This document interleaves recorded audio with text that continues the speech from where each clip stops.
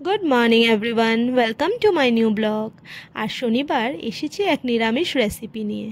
এই সবজিটা আমরা সবাই চিনি, এটাকে আমরা কলার ভাড়ালি বলি, আবার কেউ এটাকে কলার থোড় বলেও বলে।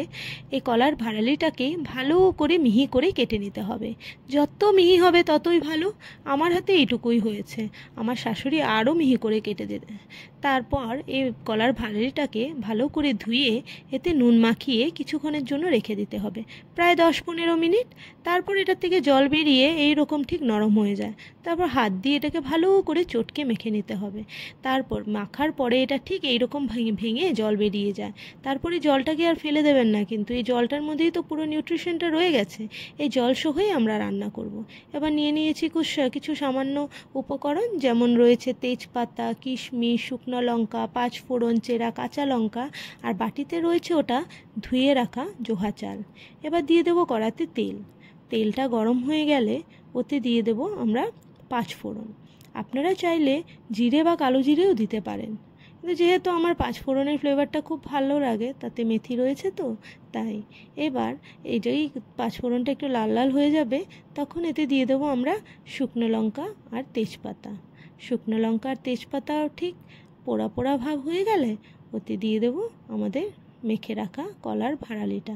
জল সহই দেব, এই জলে রান্নাও হয়ে যাবে, আবার এদিকে ওর নিউট্রিশনটাও থেকে গেল। এবার এই রান্নাটা একটু ঢেকে ঢেকেই করতে হয়, কারণ এই তরকারিটা সেদ্ধ হতে একটু সময় লাগে। তারপর ঝাল দিয়ে দেবেন, যেমন আমি দিয়ে দিয়েছি 3টে কাঁচা লঙ্কা। আপনারা চাইলে একটু বেশি ঝালও দিতে পারেন, সে আপনাদের নিজেদের টেস্ট অনুযায়ী আপনারা ঝালটা দেবেন।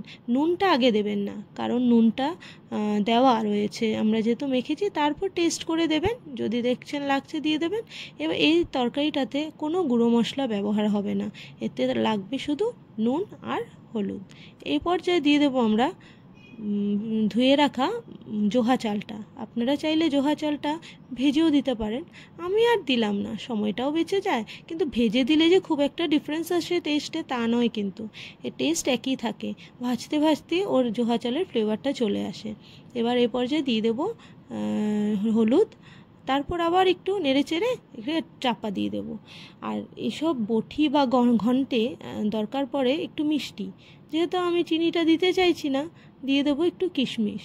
কিশমিশটাকে থেতো করে দিলে খুব ফ্লেভারটাও ভালো আসে, আবার ওর মিষ্টিটা তরকারিতেও এসে যায়, আর তখন মুখেও কিশমিশটা পড়লে ভালোই লাগে। এসব নিরামিষ রান্নাতে একটু কাজু কিশমিশ পড়লে খারাপ লাগে না, ভালোই লাগে। তারপর দিয়ে দিলাম কিশমিশ দিয়ে ভালো করে আবার নেড়ে চেড়ে ও ঢেকে দেবো। ঢেকে দিলে ও যে জলটা থাকবে, ওই জলেই ও নিজে নিজে সেদ্ধ হয়ে যাবে। বারে বারে একটু নেড়ে চেড়ে উঠিয়ে দেখবেন, চাপাটা খুলে দেখবেন যে তলায় লেগে যায়নি তো। তলায় যদি লেগে যায় একটু জল দিয়ে দেবেন, খুব একটা জল দেবেন না, হালকা হালকা জল দিয়ে।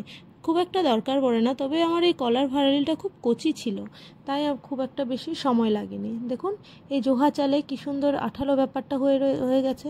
যেহেতু স্টার্চ থাকে এই চালে, তাই এটাতে আর আলাদা করে কিছু দিতে হয়নি। খুব সিম্পল একটা রান্না, খুব হেলদি, নিরামিষের দিনে খেতেও ভালো লাগবে। ব্যাস সার্ভ করে নেবেন একটা পাত্রে। আর যদি বাড়িতে কাজু কিশমিশ থাকে সে দিয়ে আপনারা একটু গার্নিশও করে দিতে পারেন ঠিক এইভাবে। আর যদি এই রেসিপিটা ভালো লাগে একবার বানিয়ে খেয়ে দেখবেন, আর লাইক কমেন্ট সাবস্ক্রাইব করে দেবেন। আসছি নতুন ভিডিও নিয়ে। Till then, tata.